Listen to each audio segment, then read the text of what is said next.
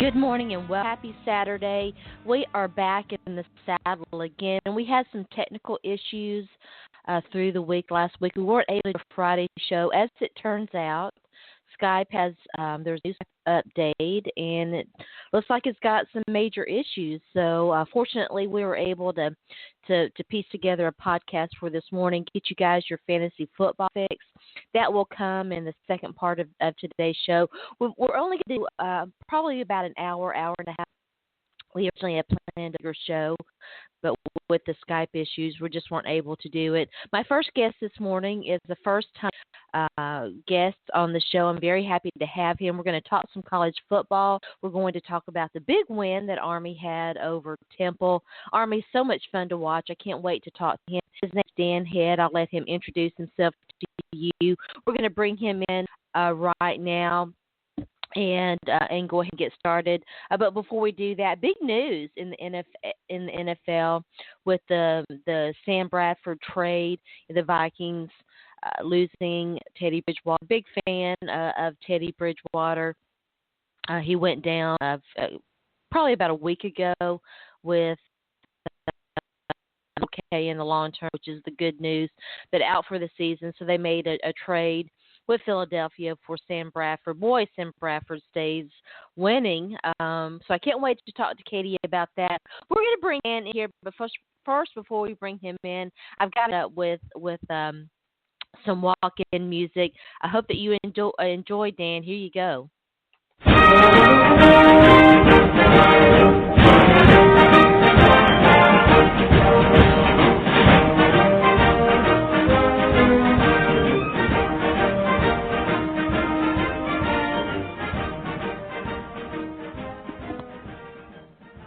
All right. Did that sound familiar, Dan? It sure did. We were singing that quite a bit last night. I bet you were. Fortunately, I wasn't able to watch it because I worked late, and by the time I got through and filed the article that I was needing to get filed on the Titans, the game was already mostly over. I did watch it on Twitter. Watching sports on Twitter is always so much fun. But I know that you were there and you've got some first of all, let me let you introduce yourself. It's your first time on the show. I'm very happy to have you. We tried to Skype again. Skype's got some issues, so we weren't able to do that. And I woke up with a stomach. But Joe must go on, and so we're doing this. And I'm so happy to have you. Tell everybody out there who you are and about yourself. Hi, my name is Dan Head, and I am a 1995 graduate of West Point. I was a recruited swimmer. I swam all 4 years, and I'm an engineer now in New York. I write a lot of different things, and I started writing about the Army football team in 2013. My wife finally talked me into going to some games and taking her and the kids. And I just that's a good woman. That's a keeper right there. Yeah. She was really fired up. And I hadn't been back since I graduated, and she finally just put her foot down and said, "Hey, this is ridiculous. You got to take us."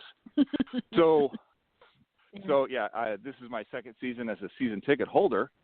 And like I said, I started writing about the team, and for whatever reason, people have started reading what I write, and here we are. Oh, that's awesome. So is she a football fan? I think she's more a fan of the West Point experience, if I'm being honest. Okay. Well, that makes sense. Yeah. We talk about the military on here, and I've got family members who are military members and who have served this country, and I've dated a couple of guys a Marine and an officer in the Marine Corps, and I suppose he's an officer. He is an officer in the National Guard, and so I've got some fit in it. I've read interesting off topic, but I want to ask you this interesting article, and I want to get your thoughts on it just briefly. And it was saying often do this, and I wonder how you feel about it. It said that it was a bit of a sort of a double-edged sword when people thanked military people for their service. Does that bother you? It doesn't bother me, but from speaking personally, I spent 5 years in the Army. I went to the 3rd Infantry Division. I went to the 2nd Infantry Division in Korea, spent the balance of my time in schools. The most dangerous thing I saw in my time in the service was potential alcohol poisoning along the DMZ Right. from late nights out partying. And, Right. I did my part, and I feel like whatever I wanted to accomplish in the Army, I did. But I got a good deal for my service. And I think a lot of people, service has a lot to offer. So when people thank me, It does. I Yes. I always feel like I should be thanking you. You put me through college. I had an amazing experience. To me, service is its own reward. And I'm not a fan of making the military a special interest group. Guys serve for whatever reason. It's an all-volunteer Army. I get that it's been a tough few years and that some guys have gone through difficult things, but for the average service member, it's a job. They signed up, and if they didn't get what they needed to get out of it, that's on them. You sign a contract, both parties have to uphold their end. The end. That's it. So yeah, not everybody does serve in combat zones, and I do a weekly series with a good friend of mine. His name is Matt Wood. He is a computer guy. He's, I guess, sort of like a computer engineer, and he was in the service. He was in the Air Force and had a similar experience to you. It helped pay for his education and that, but he never really served in a combat zone. Now there are service members who do, and the Marine that I dated, now he served in combat zone. He served 5 tours in Iraq and was injured in his last tour. Turned out fatally injured in his last tour, and I'm so sorry to hear that. It was very difficult for reasons to deal with that situation. And we won't get into any of that, but there are those who don't have that, and for him, that he liked surfing in combat areas, and that was something that he enjoyed. But not everybody does that, and it's an interesting conversation. I don't want to get off because I want to talk about Temple. It sounds like it was such an exciting game, and wow, that was a big win, big upset. Yes, Army came in as something like a 15-point underdog, and the line actually opened at Army plus 22. So, wow. So whatever. Yeah, my personal. If I was setting the line, I would have set it at Army plus 12. So I think maybe people underestimated the team. But nevertheless, to go from being at least a 12-point underdog to winning by 15 on the road in Philadelphia was probably the best win that Army's had at least since 2010, I'm sure, and maybe since 1997. So, it's for those that aren't familiar, and if you're a college football fan, surely you are, but Army runs a little bit of a different system. They run the triple option is what they run, isn't it? That's correct. So there's 3 aspects, and the quarterback, Coach Jeff Monken, the new head coach at Army, he's in his 3rd season. He has said that he describes his quarterbacks as the point guards of the team. He wants them distributing the ball. I think that's a great description. Yeah. Yeah. So those guys have to understand what they're seeing at a high rate of speed and make decisions. So last night, well, we'll talk about quarterback Ahmad Bradshaw in a minute, but last night was probably his best game. And, what he did was he's a very good, very athletic runner. He's a converted running back, and what we saw last season was that he was very good running between the tackles. And the guy's he's just a big, burly, strong guy, and he's got wheels. He's got 4 or 5 speed. But last night, what he did was to distribute the ball. So with the triple option, your first option is to hand to the fullback for the fullback dive, and then your second option is for the quarterback to keep the ball, which is so they go to a mesh point like you would see with the read option, which is common now, except the quarterback would then keep the ball. And then his third option is, as he sprints outside to either run off guard or off tackle, he could also pitch the ball to a running back to the outside. So for the triple option, the bread and butter is the fullback dive that fixes the defense in place and then gives the quarterback the option to either, take one on what you might think of as a shallow penetration or to pitch outside for an envelopment and a long play. And that's what we saw last night. Army got, despite the fact that Temple is an excellent running defense, they ran right at the teeth of that defense with the fullback dive, getting between 4 and even 7 or 10 yards with the fullback dive. And then when they pitched outside, they were getting real yardage. Slot back Jordan Asbury had a big night, but they had 6 running backs carry the ball. That was exceptional. Yeah, how big was it for Army to get this big win? Aren't they coming off like a 2-10 season, something like that? Yeah, we went 2-10 last season. I don't want to. I hesitate to say negative things about people who've been involved in the program because, as a veteran of Army sports myself, it's not easy. There's no aspect of being an athlete at Army that's easy. Sometimes just getting out and fielding a team.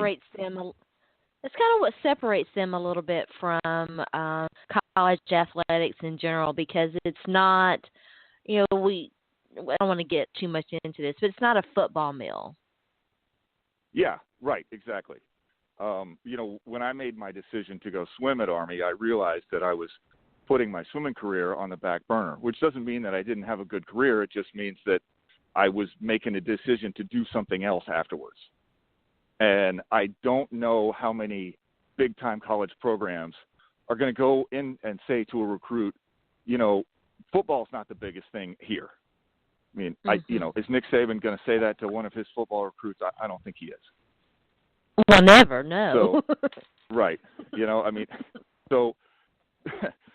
So yeah, Army, okay, so Rich Ellerson was the coach before Jeff Monken, and I think he was a good coach. I think he got good production out of the players that he had, but he didn't recruit very successfully. And we saw that, I guess it was in 2013, with the Navy just blew Army off the field. I mean, the Army players that Ellerson fielded. Oh, yes. Yeah. And the Army players that Ellerson fielded in that game, they weren't even as big as some of the kids you'd see in a Florida 4A high school game. I mean, they were just they were small. Even by academy standards, they were small. And so, college football is about a lot of things, but it's really about recruiting. And the one thing that Monken has done very well is to bring in talent, to get people to buy into the idea that Army is a place to come and to be an athlete. You can be an athlete in Army. You just have to be more. So that's where we were. So now in his third season, he's got something like 79 sophomores, 79 yearlings, as we call them at the academy. He's got another 59 plebes, and he's got maybe a double handful of upperclassmen. And some of those upperclassmen are excellent. It's a young team. They're very good players. What's that? Right. It's a young I'm sorry, team. I didn't understand what you said. Yes. Right, exactly. So, he's to have 79 sophomores and that be the backbone of your team, and to beat Temple on the road by 15 points. I don't know how many colleges are doing that. Yeah, that's pretty huge. It sounded like Temple was having trouble executing their offense. Did they, kind of shoot themselves in, so to speak, or is Army's defense just, better than anticipated? The answer is both. Jihad Thomas ran for something like 1,200 yards last season, and he was out yesterday with a hand injury, and losing him, that didn't help. On the other hand, they've got a senior quarterback and a stable of running backs, some good tight ends. They can make excuses, but I wouldn't. What? Why? Right. Why would you? They have a good team. Temple is a running first team, and Army is a team that's built to stop the run. The best players are linebackers. our two senior captains, Andrew King and Jeremy Tempf, are both inside linebackers. So you've got the two best players on the team right there in the middle to stop the run. So that put a lot of pressure, forced quarterback P.J. Walker to have to throw the ball, I think, a little more than he wanted to. And they had mixed success. They completed a long pass to a tight end. They had an interception that essentially went through the receiver's hands in the end zone. But then towards the end of the game, when it got down to crunch time and they really had to start throwing the ball, you could see that the pressure was more than they were prepared to handle at that time. It looked like they came unglued a little under the pressure. And you can imagine that coming into a game against a 2-10 Army team, they weren't expecting to wind up in a dogfight. So there you go. It reminds me, in a sense, of course, I lived in Tennessee and went to school at the University of Tennessee, and the Vols played on Thursday night, and they were in a dogfight themselves. And fortunately, they were able to pull it out. And it reminds me of that. I don't want to say critical, but I've certainly questioned some of the things that Butch Jones has done. He's a fantastic recruiter, there's no doubt, but that team did not look prepared to play Appy State, and they were able to pull out that win primarily, really due to Appalachian State's mistakes more than their own play, and it's interesting when you see teams like that. Teams are expected to win, come in and struggle so greatly. Yeah.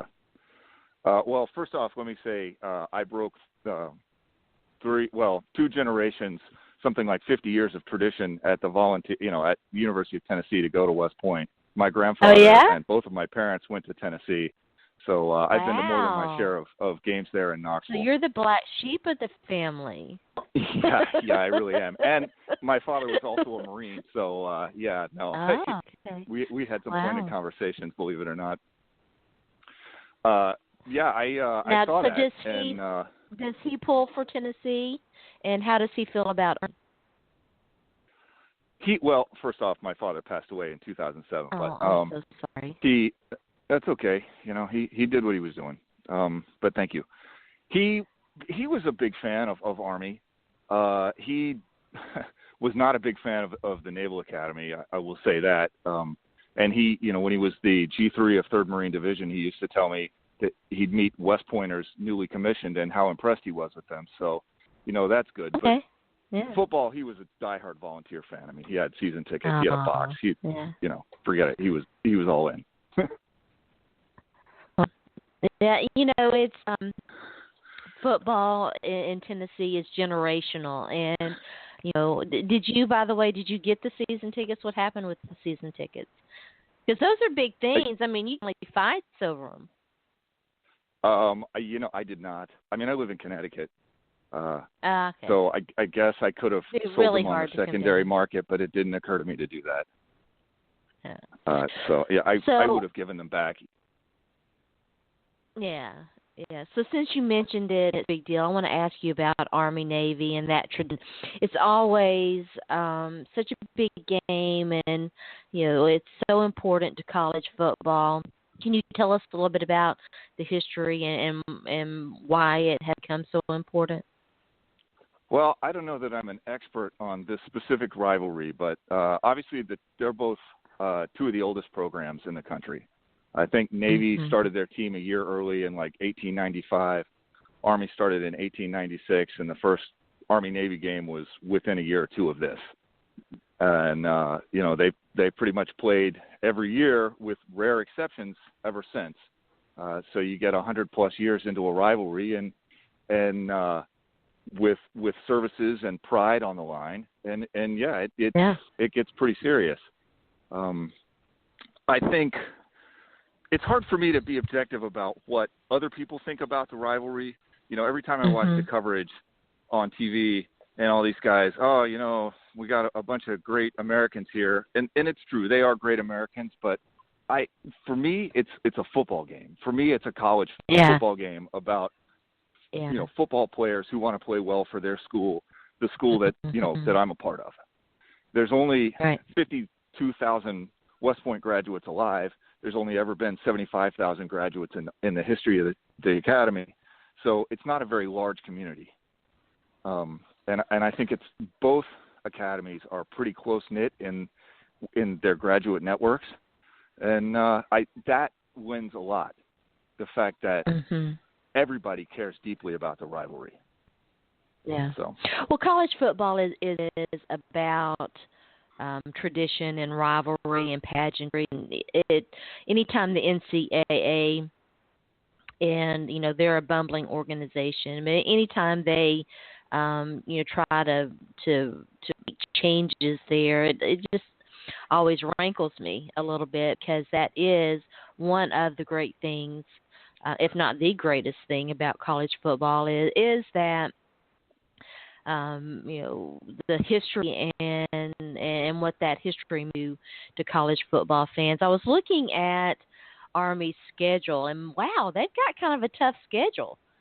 They have Rice in the next game, UTEP, Buffalo, and then Duke. Well, Coach David Cutcliffe doing a really fantastic job at Duke. That's going to be a tough game. Duke is a common opponent for Army. We've played them a lot without a lot of success in recent years. Of course, the whole program hasn't had a lot of success, so I don't know what that says. But last year in particular, Bradshaw came in. He had a turf toe that he was dealing with. He came into the game, and Duke run blitzed the triple option intermesh and just shut it down. And they must have run blitzed on 75% of their defensive snaps, and they just crushed Army's triple option with that. I think that the team is better for a variety of reasons. For one thing, last night we saw that the quarterbacks operating out of the shotgun quite a bit, which is a thing that Army has not done, hasn't felt like it had the talent to do in recent years. So, little things. This is why having 79 plebes is difficult, but, having 79 yearlings is a little easier, right? Because you can just build institutional knowledge. You can get guys to do things that in other college football programs you would take for granted. Even with that, we had a block last night and 2 missed field goals. So I think that this is a young team that still has quite a bit to grow. But yeah, that Duke game is tough. And playing UTEP on the road in a high altitude game, that's also not necessarily going to be easy. We've played Buffalo a few times in the last few years, and those games have come down to the wire more often than not. So, 3 road games coming off, Rice, and then this road game. The early part of the schedule is difficult, no doubt about it. Yeah, after Duke they have Lafayette, North Texas, Wake Forest, Air Force, Notre Dame, Michigan State, and Navy. I mean, that is like a gauntlet of tough games. Army's a little bit different, but what are the expectations in terms of their football program and this season in particular? Well, I don't know what the expectations are inside the program. If I'm Coach Monken, I'm probably not trying to set the over-under, and I'm probably trying to tell my team to take it one game at a time. For fans, I think the over-under is probably 5.5, and based on the fact that we won a game that nobody thought we were going to win, right now you probably would like to see at least a 6-win season. I think that's entirely reasonable. After we finish the 3 road games, UTEP and Buffalo and Duke, then you come back for some winnable games at home, and that's good. But we haven't beat Air Force in a long time. We definitely haven't beaten Notre Dame in a long time. There's definitely some challenges, but I think that this is a team that can win 6 games anyway. I think that they can do that. If they make a bowl, that's definitely a 6 season. Right? Yeah. Coming off a 2-10 season, when right was now the last time they made a bowl game? 2010. They went, I think, 10-2, and won. I don't remember which bowl they won, and I don't remember who they beat. I apologize for that, but that's all right. the last time was in 2010. Very interesting. If you're talking about a small recruiting pool, right? Because you have to recruit students, they're recruiting legitimate student athletes. And that's true Right. of Air Force and Navy as well, but it's also true of places like Duke and Wake Forest and, all the Ivy Leagues. So Harvard. there's a high demand for people who can pass their classes. Calculus is a mandatory class at West Point. You have to take 5 engineering courses. I don't know how many college football players are taking calculus, but everybody Right. at all 3 service academies does. I would say very, very, very few. But there are schools where it's required. Right. Stanford. Stanford fields a decent team. I mean, I would say that they're doing okay, and they got some smart kids. So Yeah. this is why Army's success this year is important, because what we saw last year was potential, unrealized.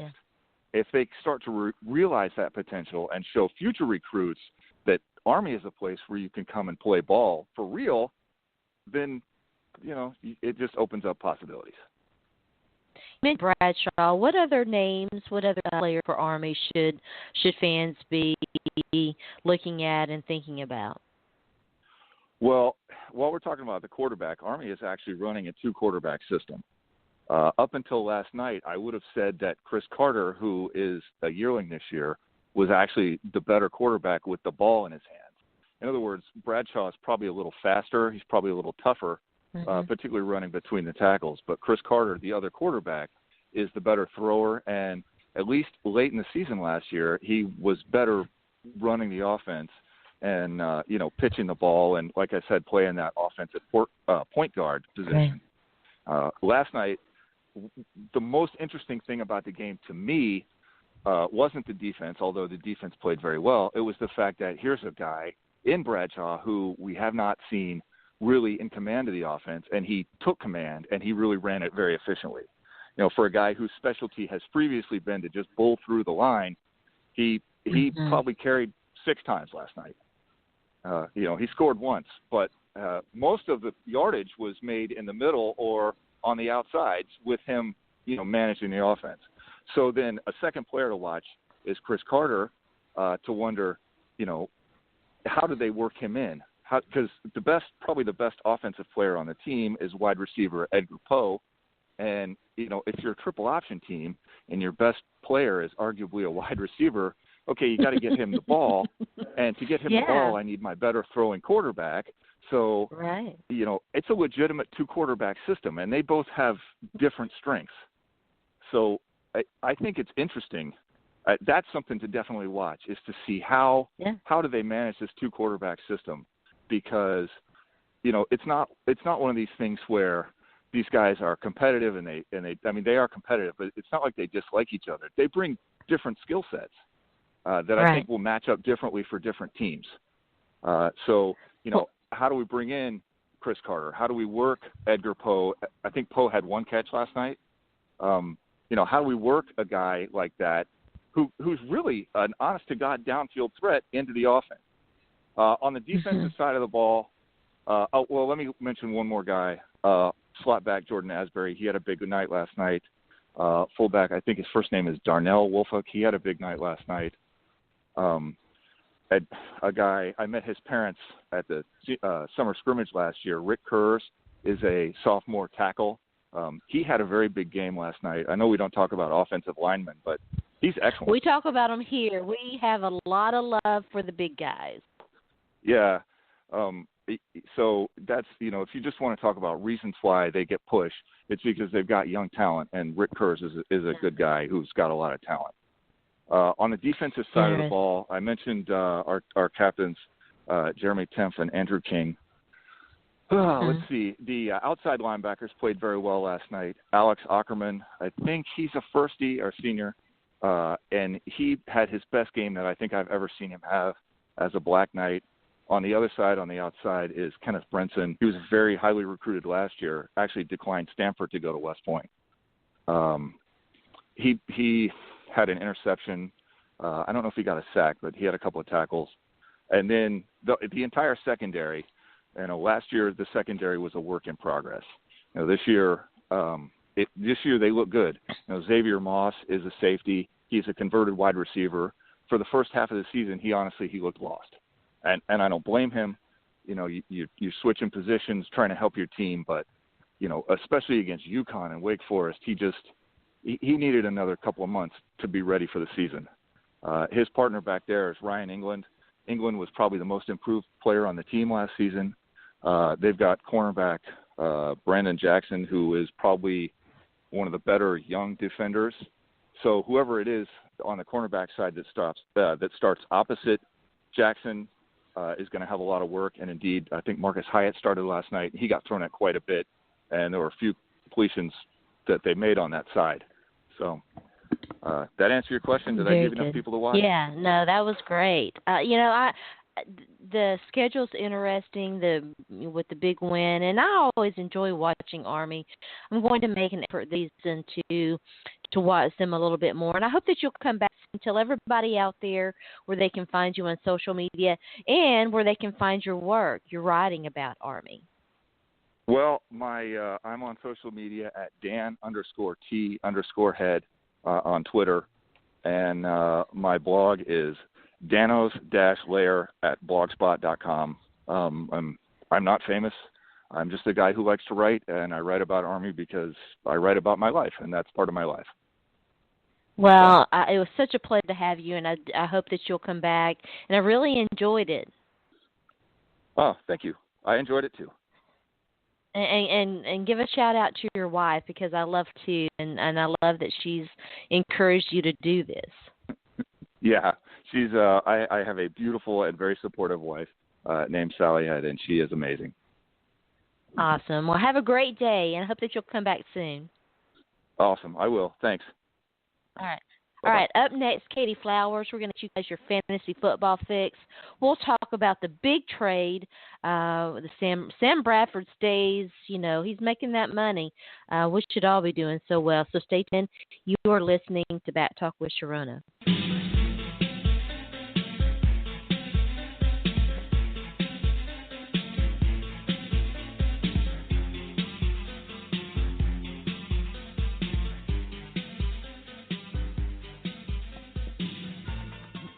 All right, welcome back. You're tuned in and listening to Bat Talk with Sharona. I'm your host. My name is Sharona. Now we're going to talk some fantasy football. I'm so excited to have Katie on the show. We did a live auction draft, going for 2 auction draft on Wednesday night. It was so much fun. I accidentally coined the phrase erotic smash mouth, which has been kind of a big thing. Katie, thank you so much for joining me. Well, thank you so much, Sharona, for having me on. This is exciting, and yeah, I don't think that it was all that accidental. It was a wonderful coined phrase, and I love it. We had a lot, and it went over 5 hours. I didn't realize that until the next morning. And I don't know about you. Fortunately, you're on vacation. I was feeling a little bit rough, but it was definitely a lot of fun. So tell everybody just a little bit about who you are. You've been in fantasy football for a pretty good while. I want to find out how you got started in it. Well, I got started in 2012, so it hasn't really been a long time. I've always been a big football fan. I coached youth sports for 14 years, boys baseball, football, and basketball, and I refereed all. So I've got a strategic mind, and a friend of mine who hosts a reality TV show charity every year asked me if I wanted to join their fantasy football league, redraft league, and I had 3 days to prepare for the draft, but I was like, I know all the players, so how hard could it be? And that's when I joined. I read a few things on the internet, got prepared as best as I could, had a very bad losing season, found out there wasn't very many trades in redraft, and there wasn't any real way to overcome a bad draft. I didn't know who to pick up off the waiver wire, but I buckled down, and in my second year, I really did a lot of studying and mock drafts and ended up with more than 10 redraft teams just to get good quicker, and the rest is history. So you've got a really strong sports background. Have you ever given any thought? The NFL just hired their first female woman who is in the officiating pool. Ever given any thought to that? Well, at this point in my life, no. I've got a very good career, and I was doing the youth sports mainly because I love children and I love sports, and it was a great combination. It was a good way to give back to my community. I did coach at the middle school level, which was a paid position, and loved it. But once I moved into the South from the North, I travel too much for work. I can't really do anything like that.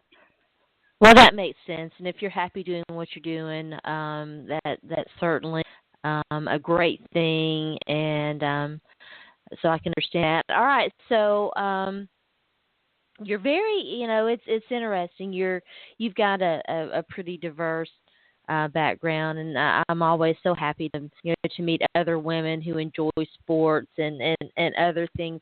Do you have any particular preference when it comes to the types of leagues that you play in? I know you do a lot of different types.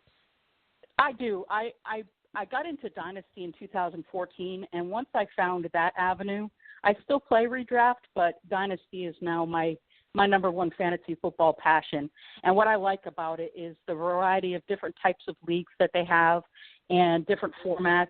And like I said, I'm very strategical, so I look for the deeper leagues and the strategy like the Devy leagues where you can draft guys out of college, and then when they make it into the NFL, they're automatically on your roster. And any kind of format that's a little outside the box where you have to do your own work and you just can't go and get the rankings and still be successful. I like to do the extra work behind the scenes. And so the more complicated, like IDP, which is individual defensive players, and just those are my favorite. Yeah, I like the ones that have a little extra complication or a little different scoring setting. Now, for those who might not know, can you explain Devy leagues? What that means? Some people are just standard football players. Sure. So you still draft a regular NFL team, and then you have a separate Devy draft, which is developmental, and you're drafting guys right out of college. So you can draft anywhere from incoming college freshmen all the way to guys that are seniors this year, and you can draft any position that you want. Most of those leagues have a taxi squad, so they don't take up active roster spots, and they sit on your taxi squad until they make it to the NFL. If they don't, you can drop them at any time. You can trade the players at any time. And if they do make it into the NFL and you're so lucky to get an Ezekiel Elliott that's a first-round rookie pick, but you got him 60th overall in 2014 draft, then you kind of hit the lottery. So it's fun because the scouting really comes into play where you get to watch the Saturday games and kind of project who you think is going to be a good NFL player. See, I think I might enjoy that. How many Devy players are you allowed typically? Well, it's a wide variety. If you want to dip your toe in real lightly, they have where you have one Devy player, and you can go as deep as I've got one where we can have 30 on our taxi squad, but you draft 20, and then each year you get 6 more. So you can trade the picks just like you can any commodity, and you can trade the players just like any other commodity as well. Very interesting. I like the deeper ones because then you can really start getting into guys like Noah Brown from Ohio State that a lot of people aren't even talking about, but he will be buzzed this year. He broke his ankle last year right before the first practice. You might not have heard of Michael Thomas from Ohio State if Noah Brown hadn't got injured last year, but be on the lookout for him, for example. He's going to be one of those up-and-comers out of the blue. Yeah. The super flex leagues, now explain that for people who might not be familiar. Okay, so in most leagues you start one quarterback. A super flex, you can start a quarterback in that flex position. And since the quarterback scores the most points on a weekly basis, they've got the best floor and the best ceiling for points, you're going to want to have at least 2 quarterbacks that are starters in the NFL.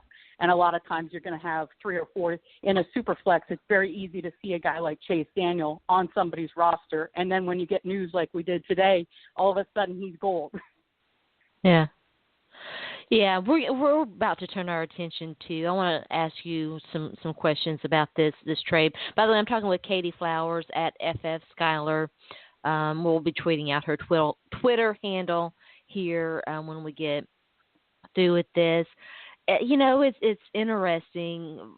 Philadelphia and Minnesota, their offenses were already kind of interesting to me anyway because of their situations. People were avoiding. I really like Teddy Bridgewater, but people were avoiding him in fantasy. He didn't have the best fantasy season at all last year. It was really all about their run game. But and I don't own any Teddy shares, but boy, I had some Stephon Diggs shares, and when Teddy went down, I was gulping really hard. And then on the flip side, Philadelphia, they're just a mess. And really, I think I maybe have one Jordan Matthews share. I've got Darren Sproles in some leagues. What do you think? What do you make of this trade, first of all, and which team do you think is going to benefit the best from it? I think they both benefit, and probably pretty equally. Carson Wentz is the quarterback for Philadelphia for the now and the future. Chase Daniel is going to be a stopgap, and he's a viable enough stopgap. He's as good as Sam Bradford in the minds of Philadelphia. Why not recoup a first-round pick and get a future fourth-round pick and get rid of the crybaby whiner, the glass jaw, the glass guy, Sam Bradford? I'm not a big Sam Bradford fan. He makes so much money for doing nothing. And I'm kind of glad for the Vikings in that if he does succeed, they're not going to lose their win now window. And that's what I think this trade is all about. They don't believe that Sean Hill is going to get them through the entire season and through the playoffs. They believe that they're a contender, a championship type team, and I believe that they are. And so if Sam Bradford can go in there and learn the offense and be just average, the rest of the team, Adrian Peterson, they don't want to lose his window. He's getting of the age where it could be any time now. They've got a great defense. I love their coach, and they've got a lot of young wide receivers and depth surrounding them. So for them, it's not saying we don't think Teddy's coming back so much as it's saying we want to win now. We've got that type of team, so let's do what we can to ensure that. Oh, wait. I just saw something come across the timeline. Let me see. It sounds like Carson Wentz may move up. Might not be about Chase Daniels. It's, there were people speculating that maybe Teddy's injury is more serious than what they're letting on. If you think, I'm sorry, but if you think that Sam Bradford is to me, he's only a stopgap kind of guy, a guy that's going to maybe get you through the year. And they've got a strong team. There's talent around him. This might be one of the most talented teams he's ever played on. What do you think about that? No, I agree with that assessment completely. And I think that Sam Bradford just lives in a world where he's just totally blessed and doesn't get it. I just hope that I mean, I'm serious. To make millions of dollars, how many touchdowns has he thrown? I mean, he came out of Oklahoma and looked really good, and everybody had such high hopes for him, and he's done nothing but disappoint. I don't think that fantasy-wise, in a regular start one quarterback league, you're going to want Sam Bradford on your team. But as far as the real live Minnesota Vikings, as long as he's average, they've got enough around him that they can win despite him and not because of him. Yeah, I completely agree. If there's nobody with any fantasy football sense is rushing out to pick up Sam Bradford. But it does. I mean, if you're in a super flex or beyond, then yes, absolutely, you're going to want Sam Bradford, but not in a start one quarterback league. Yeah, it's going to be interesting to see if he has any. I'll have to look and see if anybody. I'm sure somebody. The people did draft him in some of my leagues. Yeah, it makes me feel a lot better about Stephon Diggs. And do you think that it changes Adrian Peterson's projections at all? Well, just like with Sean Hill at the helm, and I think that Sean Hill will get at least the first few weeks before Bradford is acclimated and can take over, if he even does acclimate, and I still question that. But I think that they were going to run a lot anyway. And your statement earlier about Teddy Bridgewater, I think a lot of it is perception. I like Teddy Bridgewater. Guys develop at different paces. And they if really you look do. at Russell Wilson, if you look at Russell Wilson, his first few years in the league, he was handing the ball off a lot to Marshawn Lynch, and now he's older and stronger and more confident in the offense. Yeah. Right. And so I think that Teddy Bridgewater was ascending and that he hasn't hit his fantasy peak or his NFL peak yet. And I'm really just awful. I feel awful for him for this injury. And it's going to be a long ways back. He may not be ready for the beginning of next year, which is, again, the insurance that they got with a veteran guy like Sam Bradford. And, again, I just hope that he doesn't disappoint like he has every place else that he's been. I know.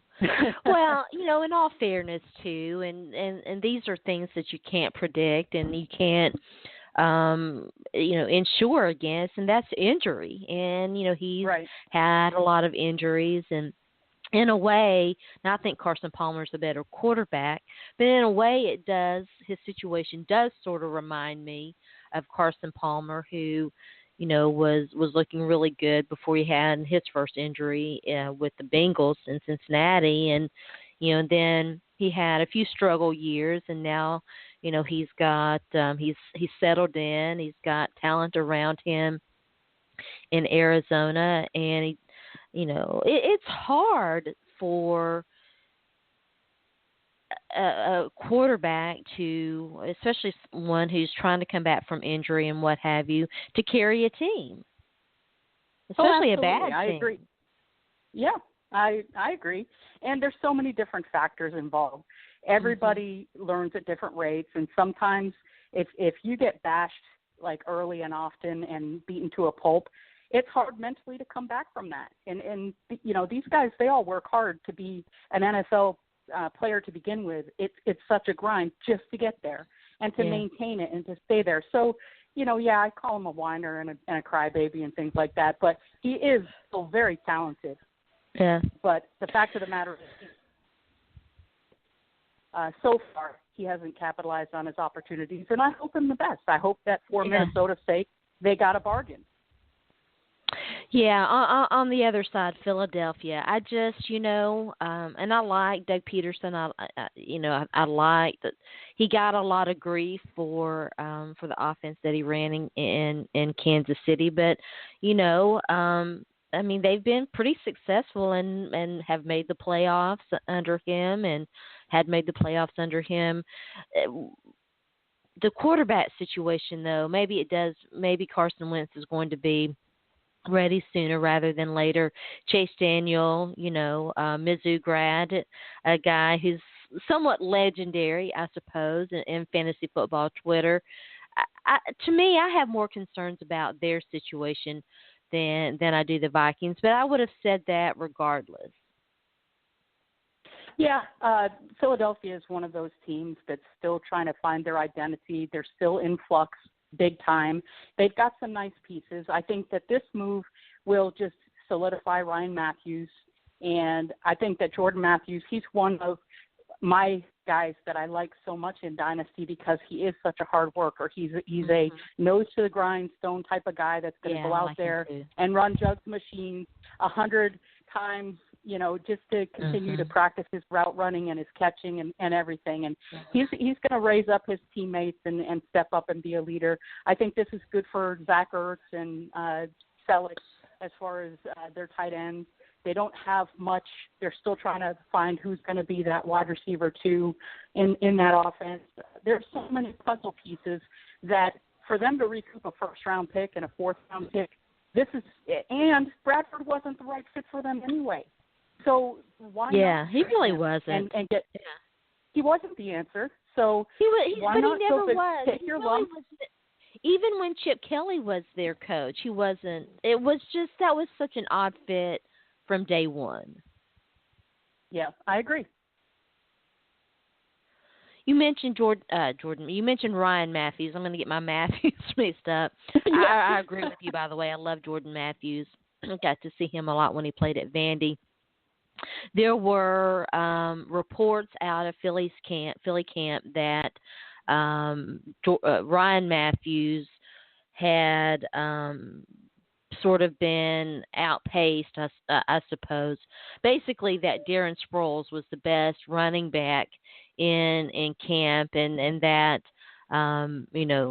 he might be the de facto starter, even though when you look at depth charts, you do see Ryan Matthews there. What do you make of that situation?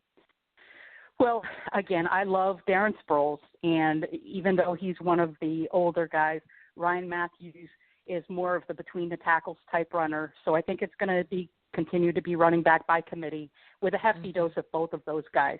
And Darren Sproles, with his ability to catch, and he's still got the speed, and he's still got that wiggle. I like him in as a later round. If you're going like zero running back, he's one of the guys to target. Yeah. Kind of like Danny Woodhead, although I guess Danny Woodhead maybe is a little bit higher up. I don't know. Yeah. And speed, and it's interesting if you play in a league where you get, points for, special team points, yardage, and what have you. It looks like he's still going to be in the mix at their return position. Yeah, absolutely. And he's just one of those guys that just doesn't age. Huh.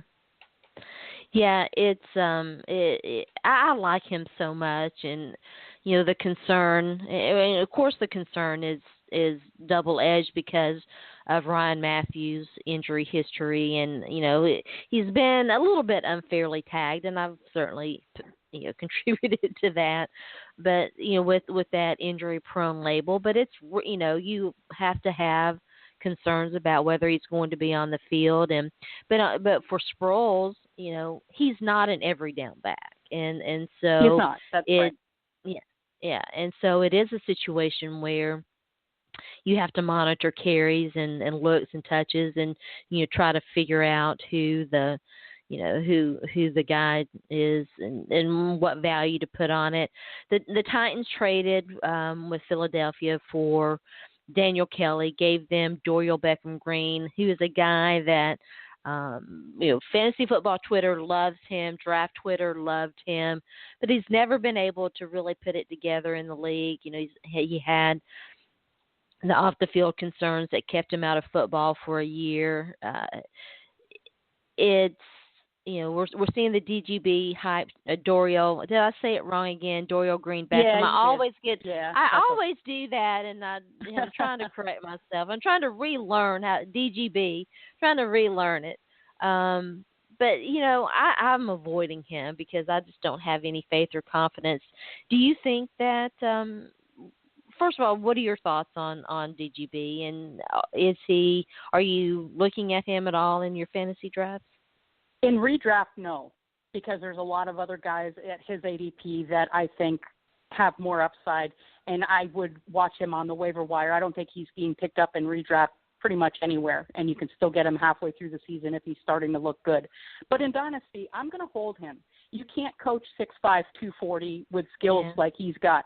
He's got a head that he's got to work on. He's got things between the ears that he's got to get right, and that could take years. Adjusting to the NFL, especially after skipping a year of college and with the issues that he's had, I'm not going to give up on his overt talent in Dynasty. I'm going to be holding on to him. Yeah, I would agree with that. It's an interesting trade, an interesting situation for Minnesota. I'm certainly hoping that Teddy Bridgewater can come back. What other guys are you targeting, and then we'll talk about guys that you're avoiding. Okay, well, first of all, in redraft leagues, I'm targeting DeMarco Murray somewhere around round 5, round 6, depending. Okay. I think that he is going to have an outstanding season in the Mike Mularkey offense and that erotic smash mouth that you coined so well the other day. I think they're going to feed him early enough. He's a great pass-catching running back as well as between the tackles, and Mularkey likes to have his bell cow, and I think he's found him. So I am targeting, and I really, really like DeMarco Murray this year. Devin Funchess, he's got a late-round ADP of 118. I think that he could be this year's Allen Robinson in that his ADP is far exceeded by what he ends up scoring for you. I would pick him up in redraft leagues as well as hang on to him in I own some Devin. For the Patriots.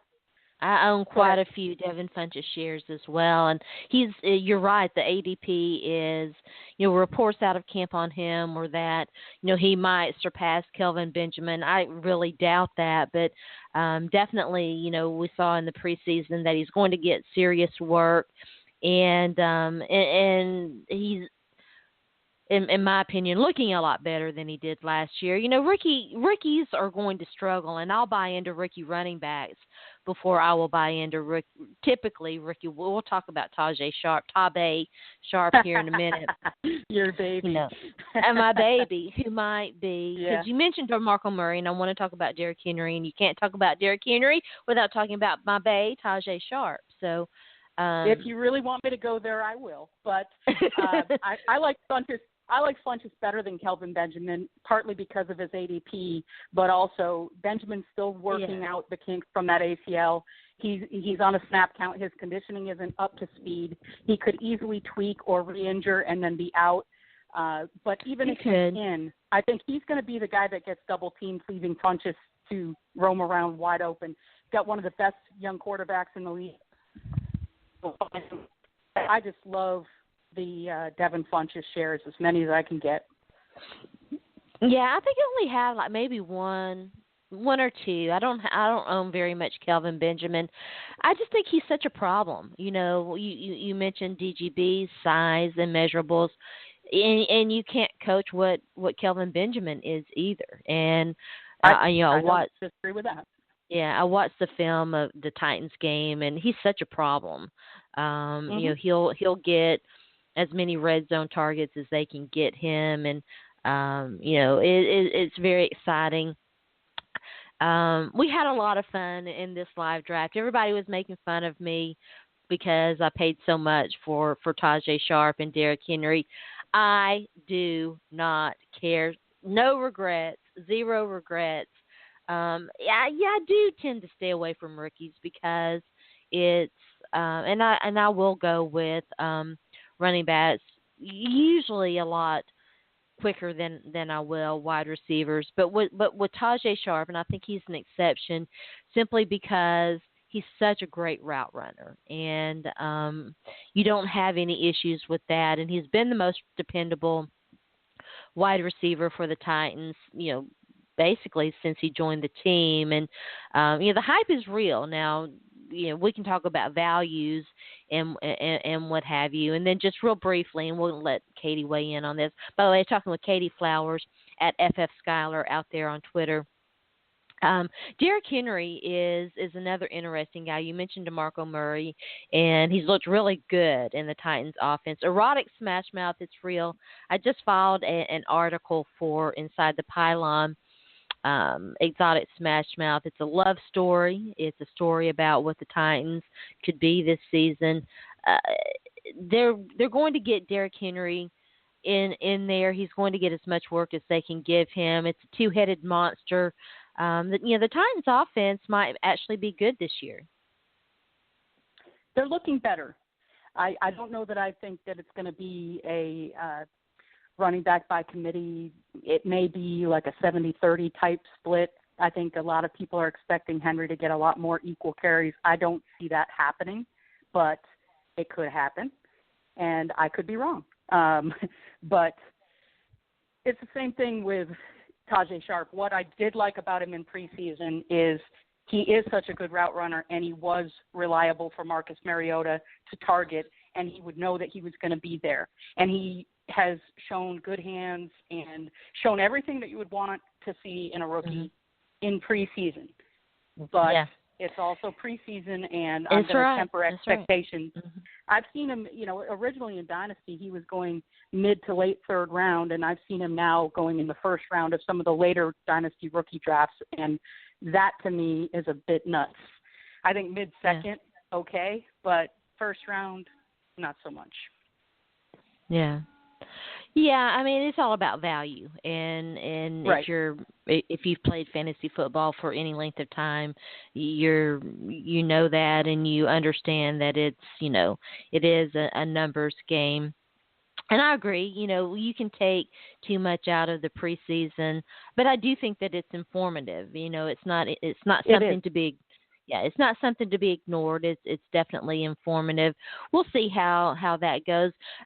I can't wait for my article to drop. It's really interesting looking at the Titans numbers. So I don't want to make this a Titans uh, podcast. I want to ask you what other deep sleepers are out there. What other guys do you watch? And then we're going to talk a little bit about DFS, and then I'll let you go back to enjoying your vacation. Well, that sounds good because, yes, I've got a picnic at my cousin's I've got to run off to very soon here. But late, I like Jamison Crowder, wide receiver, Washington. His ADP is 283. He's not being drafted in redraft leagues right now, but is somebody that you want to keep on your waiver wire speed dial. Receiver core, you can go pick him up. He would be a valuable asset. Kamar Aiken, he's not super deep, but he's at 141. And in Baltimore, Joe Flacco likes to throw the ball a lot, and so does Tressman. That offense is going to move, and so I think that he is going to get targeted heavily. As far as tight end sleepers, I like Lance Kendricks, LA Rams, free or very late if you want to wait on tight end. Some running backs that could pop this year that are cheap or that you want to keep. I think he's got enough PPR juice to work on his own without an Adrian Peterson injury. But if AP gets injured, I think Jerick McKinnon just skyrockets in value. I love him. Jordan Howard, yeah, he's great, isn't he? Jordan Howard in Chicago, I don't think that Jeremy Langford has the greatest lock on that position. He will be the starter on day one, but Jordan Howard has shown some juice in preseason. Yeah. And at ADP of good. 210, he's somebody that you could easily stash. I think Ken Dixon, even though he's injured right now, he's not somebody that you necessarily want to pick up because most times in redraft you only have 6 or 7 bench spots. But keep your eye on Ken Dixon in Baltimore as a running back. He is somebody that can catch out of the backfield, and I think that he can easily overcome whether it's Forsett or Terrence West or whoever. By mid-season, you may want to be looking up Ken Dixon.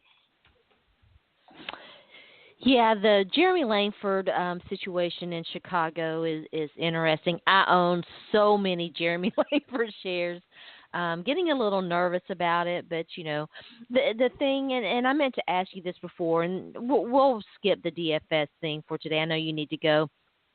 Do you have any strategies that you employ when you use the waiver wire, and what do you recommend for fantasy football players out there in terms of waiver wires? Well, you need to be proactive. My teams tend to be very strong, and so I have very low waiver priority. So I don't want to wait until we get off the waiver because then he's going to be hot for everybody else, and somebody else has a higher waiver priority. I have to think like a chess, 4 or 5 moves ahead. And so if it's getting towards the playoffs and my running backs have gone through their bye week and I can drop the backup of somebody and pick up a guy that I think is climbing his own depth chart and about to hit, like last year, David Johnson. I didn't draft him in redraft, but I had my eye on him all year long. And about 2 weeks before he went off, I picked him up off waivers, and at that point, things had solidified and I knew who was who, and I could afford the bench spot. And those are the kinds of things you have to think ahead and plan. You do.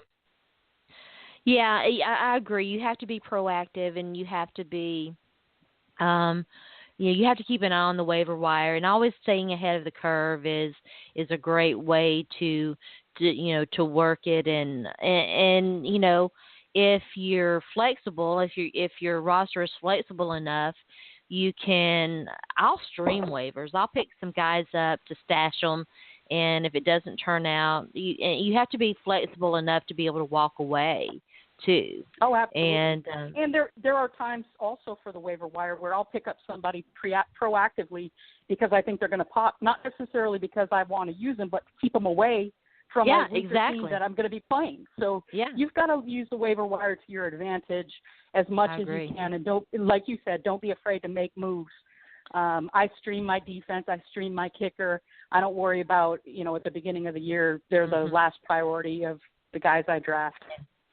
Yeah, I'll stream defenses and kickers too, as long as I'm not in like a 16 league, deep league where you run into trouble with those situations. But yeah, typically I'll do that as well. Katie, it was so much fun. Thank you so much for Well, joining thank me. I you. know that. Go ahead. No, I was just going to say I had a great time. I really appreciate you having me on. Well, I hope you'll come back. Oh, of course, anytime.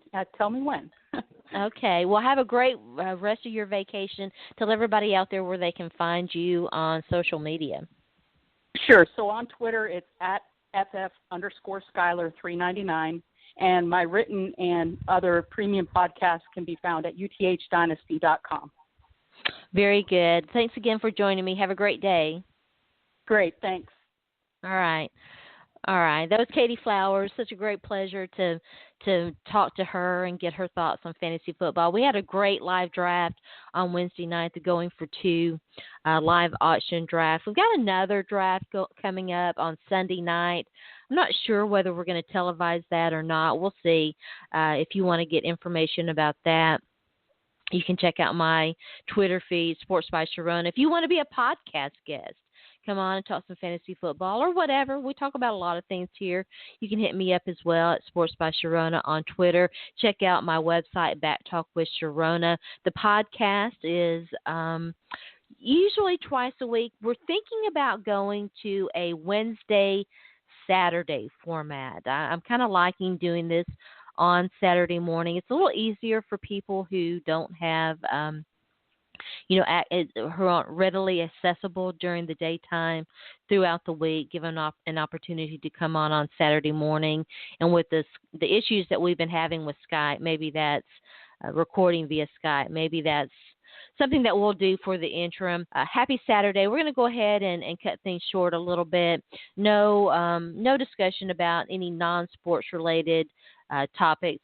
Definitely want to do a podcast soon where we go into a little bit more depth about some of the issues we saw in the Tennessee game. Very concerning first outing for the Tennessee Volunteers. We'll see if they drop in the polls. The latest preseason poll had them at number 9. There were people after that game who seemed to be having an issue with it. Preseason polls are useless. They're kind of based on hype and the season before. So it's a great weekend for college football. I hope that you enjoy. We'll be back next week with another episode of Back Talk with Sharona, so stay tuned in.